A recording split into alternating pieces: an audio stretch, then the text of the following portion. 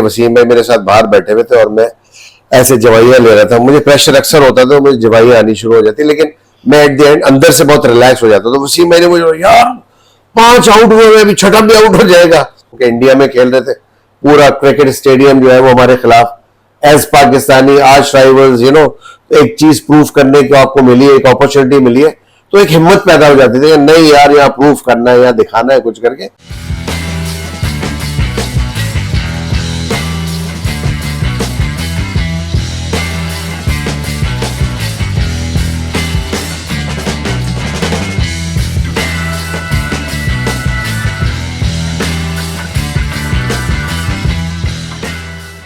मैं हूं अब्दुल रशीद शकूर और आप देख रहे हैं मेरा YouTube चैनल सेकंड इनिंग्स। आज मेरे साथ मोइन खान मौजूद हैं। किसी तमहीद, किसी इंट्रोडक्शन, किसी तारुफ की कोई गुंजाइश, कोई ज़रूरत नहीं है। दुनिया जानती है मोइन खान को, एक ऐसे ज़बरदस्त क्रिकेटर जिन्होंने पाकिस्तान की ज़बरदस्त अंदाज में खिदमत की। आज मेरे साथ मौजूद हैं। मोइन, बहुत शुक्रिया सेकंड इनिंग्स के लिए, मुझसे बात करने के लिए। हमारे मेहमान, बहुत शुक्रिया आपका। My pleasure. मोइन, सबसे पहले तो दादा बनने की मुबारकबाद, पोते की मुबारकबाद। खुद आपने जो क्रिकेट खेली वो किसी तरह दादा से कम नहीं थी। आपकी जो है एनर्जी लेवल और ये था वो बहुत ही जबरदस्त हुआ करता था। नहीं, thank you very much. Allah has been very kind. हमें ग्रैंड डॉटर से नवाजा उसने माशाल्लाह, और बहुत खुशी, बड़ी अच्छी जबरदस्त फीलिंग है आजकल की। क्रिकेट, हाँ बिल्कुल, जब इंसान कोशिश करता है डोमिनेट करने की तो नेचुरली उसको दादागिरी तो करनी पड़ती है ग्राउंड के अंदर, सो इट वाज फन। अंदाज में आपने की दादागिरी, हमें पता है कि पीछे आवाजें आ रही थी, शाबाश शाबाश सकी। नहीं, अच्छा करियर हमेशा अच्छा किया, कोई कभी रिग्रेट नहीं किया। और एक दो जगह ये भी क्वेश्चन हुआ कि भाई अगर दोबारा कुछ करना चाहेंगे तो क्या करेंगे जिंदगी में, तो उसमें भी मैंने ये कहा कि मैंने ऑफ कोर्स क्रिकेट ही खेलूंगा, क्रिकेटर ही बनना चाहूंगा। इससे बेहतरीन मैं समझता हूँ कि कैरियर हो नहीं सकता मेरा, जितना मैंने एंजॉय किया इस कैरियर में। और आज जब अपनी एकेडमी, मोइन खान एकेडमी यहाँ पे बैठे हैं, तो वो भी क्रिकेट से ही सारी चीजें रिलेटेड। हाँ जी बिल्कुल।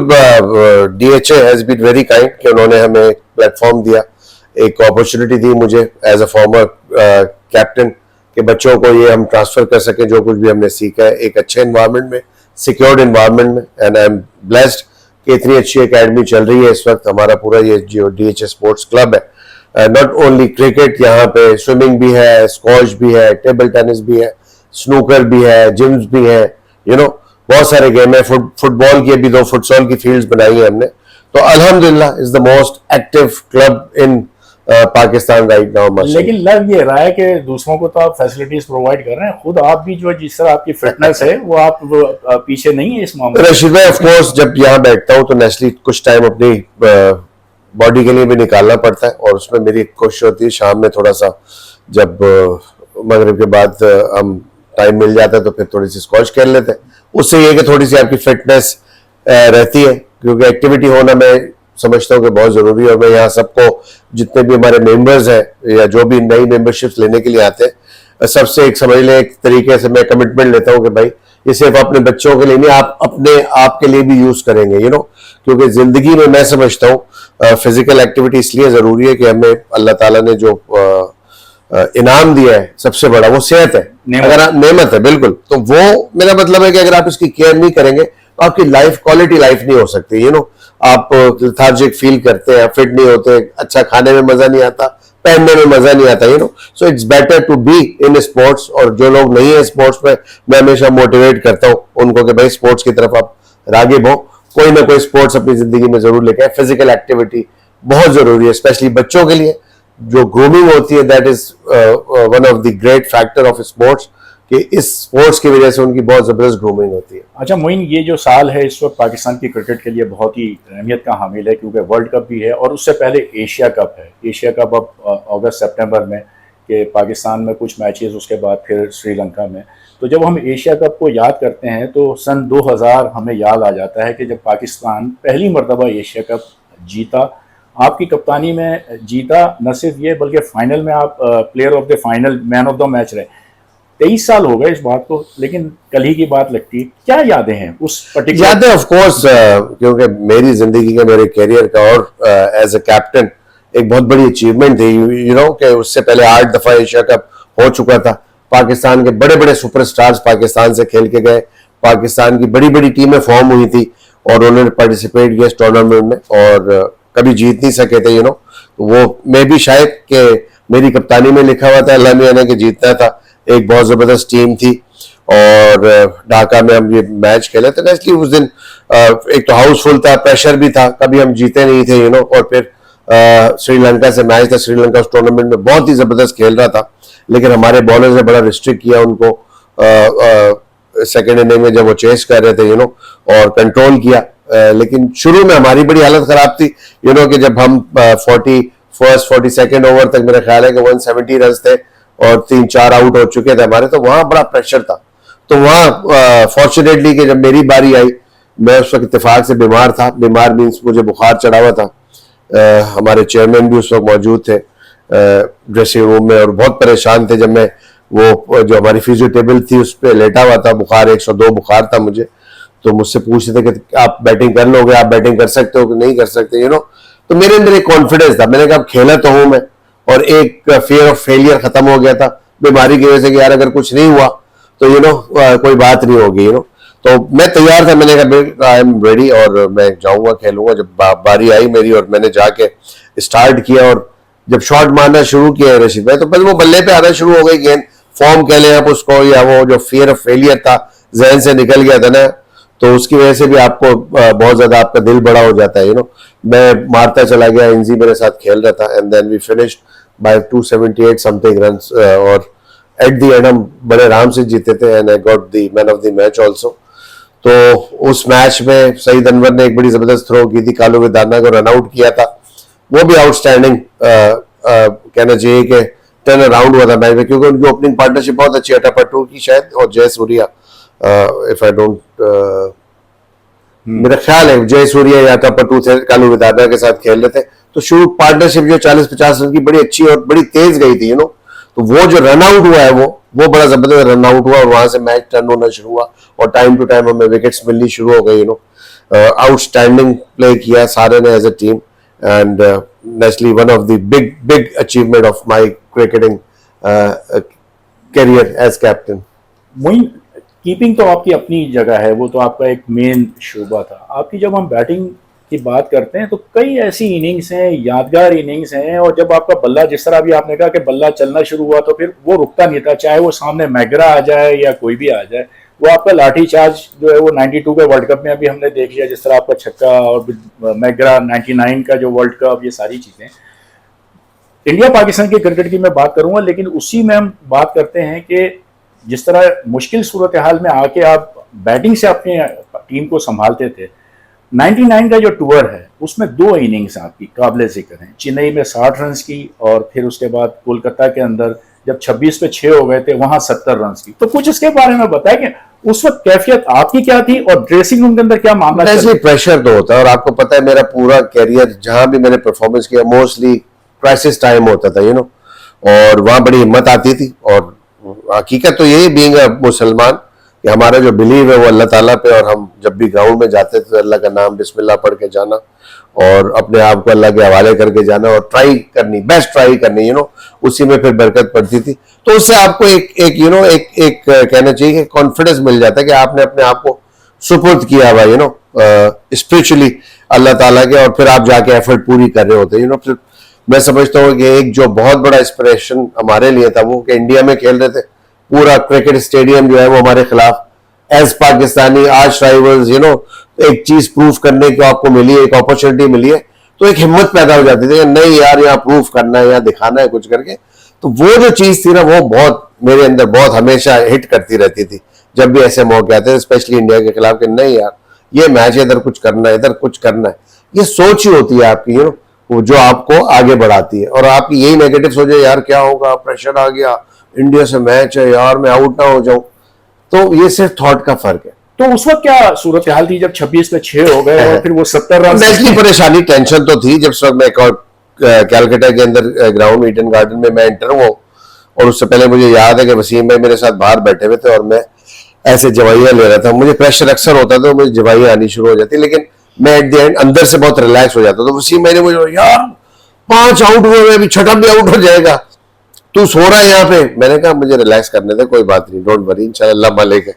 तो मैंने उनको भी हिम्मत दी, और फिर बहरहाल जिस वक्त बैटिंग आई मैं गया हूँ अंदर खेलने, तो मैं शायद मेंटली बहुत ज्यादा रिलैक्स था, बहुत ज्यादा फोकस था, और जो पूरी ऑडियंस थी, स्पेक्टेटर जो हमारे खिलाफ आवाजें लगा रहे थे, उससे मुझे बहुत ज्यादा मोटिवेशन मिल रही थी यार नहीं इनको जवाब देना है आज, और फिर जाके खेला, कंसंट्रेशन लेवल बहुत हाई था, और फिर उस सिचुएशन में 188 हमने फिनिश किया। सलीम भाई के साथ मेरी पार्टनरशिप लगी, और फिर सेकंड इनिंग में आपने देखा सईद भाई ने 188 रन किए, वी वर फॉर्चुनेट लकी कि उनका 0 पे कैच छूट गया जरूद्दीन से, and then he got 188, bat carry किया, हम मैच जीत गए। नदीम खान की वो फेमस थ्रो, सचिन का वो शोएब अख्तर से टकराना और वो फिर क्रीज से बाहर चले जाना, in the mean time wicket पे लग जाना, फेमस रन आउट, फिर क्राउड को बाहर करना, 80,000 उस वक्त भी 80-90,000 क्राउड था, उसको बाहर करना ग्राउंड से, और फिर मैच खेलना और खाली स्टेडियम में जीतना। आई थिंक वो टोटली मैच पाकिस्तान के लिए ऐसा लगता था मुझे बना था, apart from that particular first day जहां हम सिचुएशन में ऐसे आ गए थे जहां पे हमारे लंच के बाद तक 5-6 आउट हो गए थे, लंच पे से पहले ही 5-6 आउट हो गए थे। उसके बाद जब वो पूरा मैच मुझे ऐसा लगता था हमारी फेवर में था, और एक एक लड़का जिस तरह जान मार रहा था वो वो एक मजा था। इसी तरह चेन्नई में भी जो फेमस हम जीते थे, जिसमें सचिन तेंदुलकर सेंचुरी करने के बावजूद इंडिया को नहीं जिता सके थे, वो फेमस स्पेल सकलैन का वो पूरे टूर पे उसने तो हर मैच में हर इनिंग में तकरीबन 5-5 आउट कर रहा था। एक तो टीम बहुत अच्छी थी, जावेद भाई नेशनली कोच थे, एक अलग मोटिवेशन मिलती थी, जावेद भाई खुद बहुत फाइटर थे। तो ये तमाम चीजें होती है जब आपके साथ, तो एक पॉजिटिव एक वाइब आ जाती है टीम के अंदर, और वही चीज थी जिसकी वजह से हमने वो बड़ा अच्छा टूर किया, और वो हम बड़े मजे से जीत के आए थे। दिल्ली में क्या हुआ, मतलब जो दिल्ली में, हाँ दिल्ली में भी आप कह सकते हैं कि पहला टेस्ट मैच जब जीते तो नेशनली थोड़ा सा रिलैक्स तो होता है, कोई भी टीम हो। अभी हम अगर करेंटली आप एशेस में देख लें कि 2 ऑस्ट्रेलिया मैच जीतने के बाद इंग्लैंड तीसरा मैच जीत गया, तो एक ये होता है थोड़ा सा इजी एक फैक्टर आ जाता है, रिलैक्स हो जाते हैं, कंप्लेसेंट हो जाते हैं कभी कभी, तो may be one of the reason. And then वो पिच थोड़ी सी मजेदार पिच नहीं थी, और अनिल कुंबले का वो फेमस स्पेल जहां उन्होंने 10 आउट किए थे और हमें आउट क्लास किया था बेसिकली इंडिया ने, और फिर जब हम जागे तो फिर कैलकाटा में हमने फिर पकड़ लिया था उनको। जब 10 विकेटें उस इनिंग्स में कुंबले ने ली, तो वो एक के बाद एक विकेट, उसके बाद मतलब जब बहुत करीब आ रहे थे कि वो लग रहा था कि अब 10 विकेटें वाला मामला उनके साथ होने वाला है, 6 हो गई, 7 हो गई, उस वक्त मतलब ड्रेसिंग रूम के अंदर क्या हो रहा था कि यार ये वहां पे एक चीज क्रिएट होती है यार, 10 विकेट नहीं करवानी इसको किसी तरह, तो प्लेयर में जी वकार प्लानिंग कर रहे यार मैं रन आउट हो जाऊं, यार मैं रन आउट ही हो जाऊं, कोई गलत रन भाग के 10 विकेट नहीं। भारत उसके नसीब में थी, because he was no doubt a great bowler India के। अच्छा, इस तरह की चीजें चल रही थी कि ऑफ कोर्स होती है, ऑफ कोर्स रन आउट हो जाओ, माइंड में आती है चीजें, ऑफ कोर्स आती है बिल्कुल, क्योंकि आप अपने खिलाफ रिकॉर्ड तो कोशिश करते हैं ना कि ना बनने दिया जाए किसी तरह, और बनाने की आप कोशिश करते हैं रिकॉर्ड खुद, तो ऐसे फैक्टर आते हैं कभी कभी जहन में, बट वो ऐसा नहीं हो सका। मेरा ख्याल है कि Anil was the most deserving bowler of India, कि वो डिजर्व करता था 10 विकेट्स, और जिस तरह उसने अपना कैरियर खेला है, एक बहुत ही स्मूथ कैरियर विदाउट एनी कहना चाहिए कोई कंट्रोवर्सी, एक बहुत ही डिसेंट क्रिकेटर, बड़ा ही हम्बल इंसान, तो मेरा ख्याल है वो डिजर्व करता था, और जितना डेडिकेटेड या डिटरमिन्ड क्रिकेटर था वो डिजर्व करता था। अच्छा मोइन, आपने जब कीपिंग ग्लव्स के साथ पीछे नजर आए हैं, तो उधर से वसीम अकरम, वकार यूनुस, शुएब अख्तर, इधर स्पिन में आ जाते हैं तो सकलैन मुश्ताक, दूसरा मुशी, ये बॉलर वो हैं कि जो top class world class bowler, उनके सामने आपने विकेट कीपिंग की। तो ये जो 3 नाम मैंने लिए हैं, वसीम अकरम, वकार यूनुस, शुएब अख्तर, इनमें सबसे मुश्किल कौन लगा आपको? देखिए मुश्किल, हर पिच पे डिफरेंट बॉलिंग होती है, डिफरेंट बाउंसेस होते हैं, डिफरेंट बॉलर्स का रिदम होता है, आपकी अपनी फॉर्म भी डिपेंड कर रही होती है, आप खुद कितना डिटरमिन्ड है।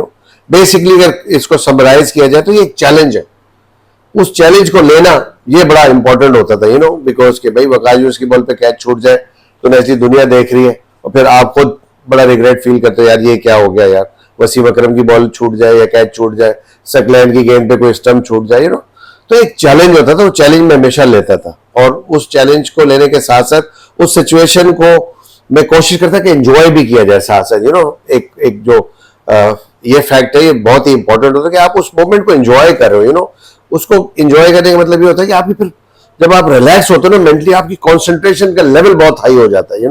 आप गेम को देख रहे होते हैं, गेम के पीछे दौड़ रहे होते हैं पकड़ने के लिए, उसको भाग रहे होते हैं, एक्सपेक्ट कर रहे होते हैं, एंटिसिपेट कर रहे होते हैं, यार बॉल मेरे पास ही आएगा।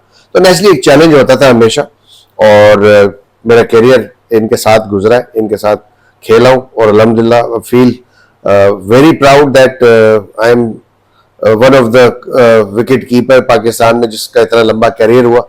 219 अल्हम्दुलिल्लाह ओडीआई खेले, और इसी तरह 69 टेस्ट मैचेस खेले, इतने टॉप प्लेयरों के साथ, टॉप बॉलर्स के साथ।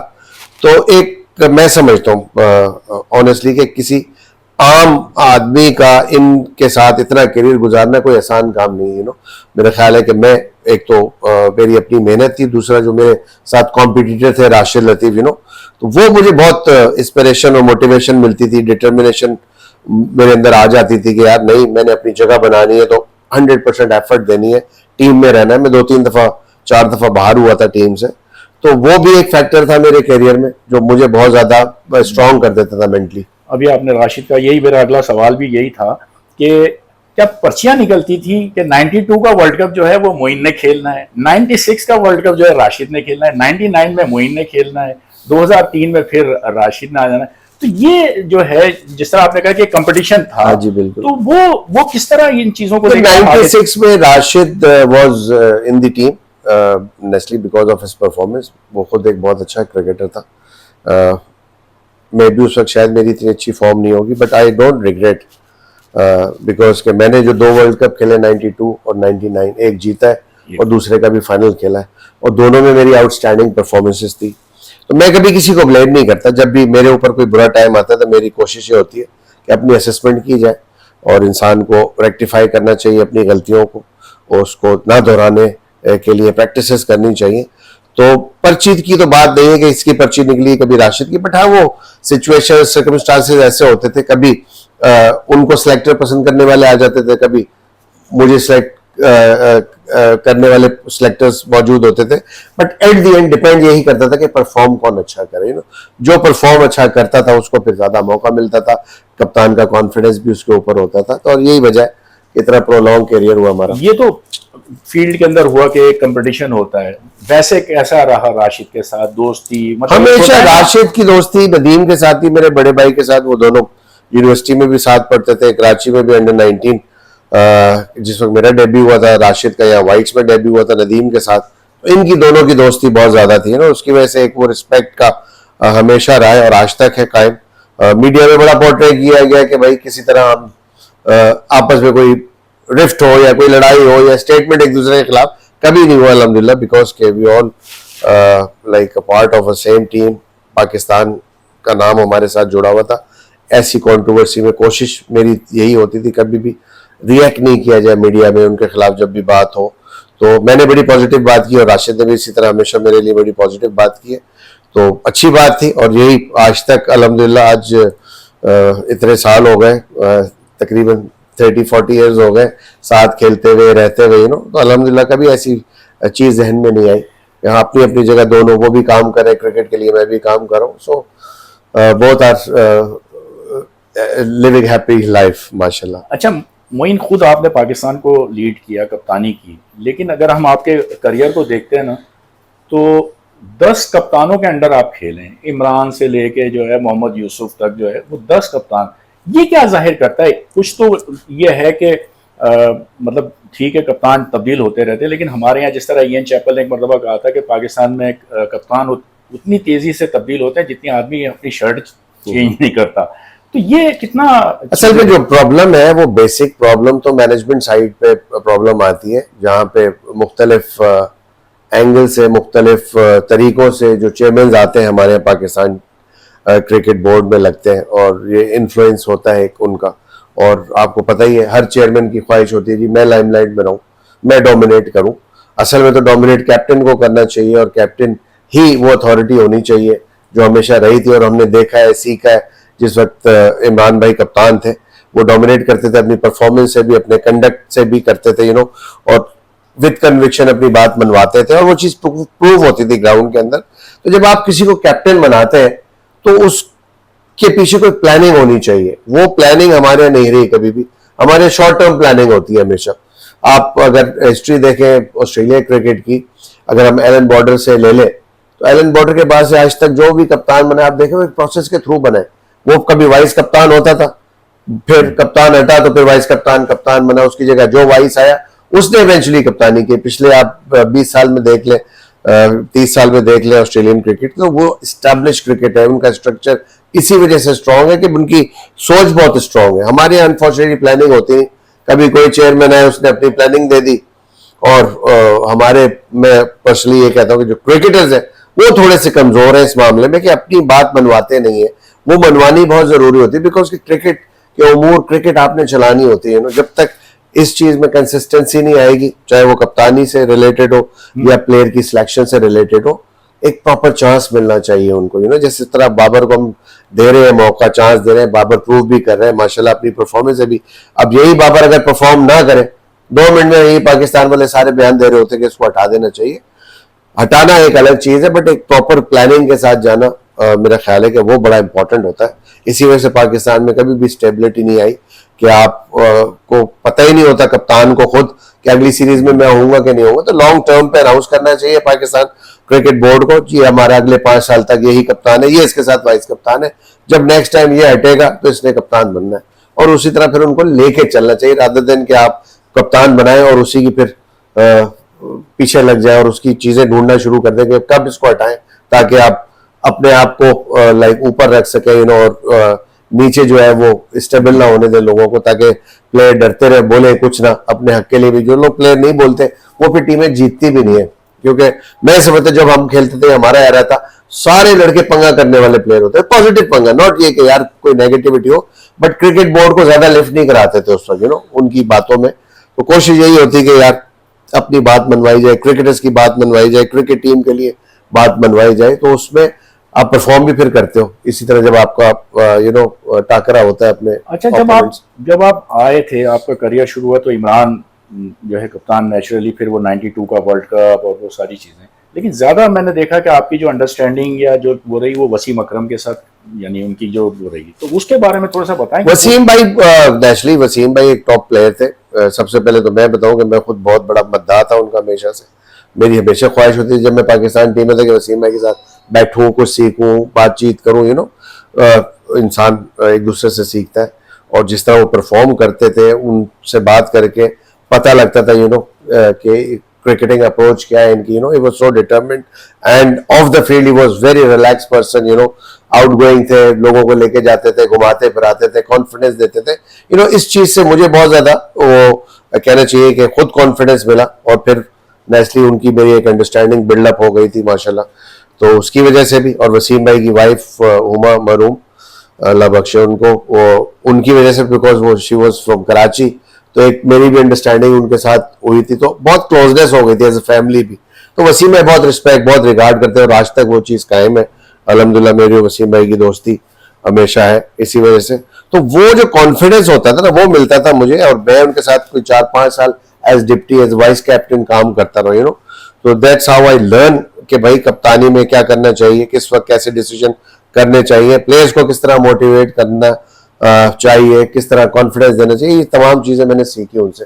तो आई वाज लकी, और यही तमाम चीजें उन्होंने इमरान भाई से ज्यादातर सीखी थी, और वो फिर सिखाते थे बिल्कुल ऐसे। अच्छा मोइन, जिस दौर में आपने क्रिकेट खेली वो पाकिस्तान का एक क्रिकेट का एक बड़ा हंगामा खेज दौर था, जो हम देखते हैं कि मैच फिक्सिंग इंक्वायरी, ये वो जस्टिस कयूम की इंक्वायरी में देखते हैं कि कोई ऐसा क्रिकेटर नहीं है कि जो लाहौर हाई कोर्ट के अंदर हमें नजर ना आया हो। एक मोइन खान को हमने, मतलब वो नाम ऐसा था कि जो इस तमाम चीज़ों से बहुत दूर और कहीं वो नजर नहीं आया।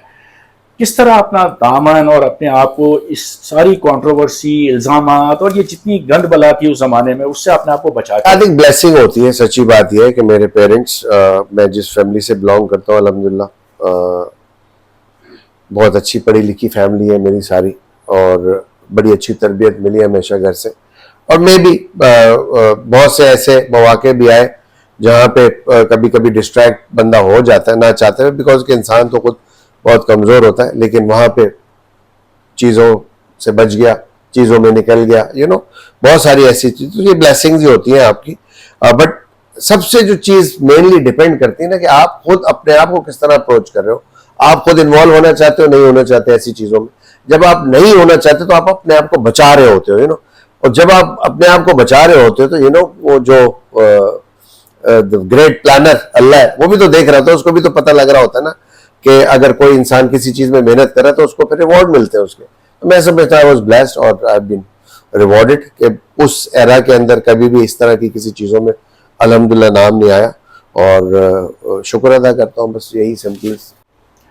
मोइन, कोयटा ग्लेडिएटर्स चैंपियन भी बनी, फाइनल भी खेली, सब कुछ हुआ। अब हम देखते हैं कि ऊपर से नीचे परफॉर्मेंस आखिर हुआ क्या है कोयटा के साथ? देखिए, कोयटा के साथ जिस वक्त हम जीते हैं, नेचुरली जो एक रूल है कि जिसमें आप 8 से 10 बंदे रिटेन कर सकते हैं, और उसमें जब हम जीते तो हमें नेक्स्ट ईयर के लिए जो रिटेन करने थे उसमें प्रॉब्लम आ रही थी।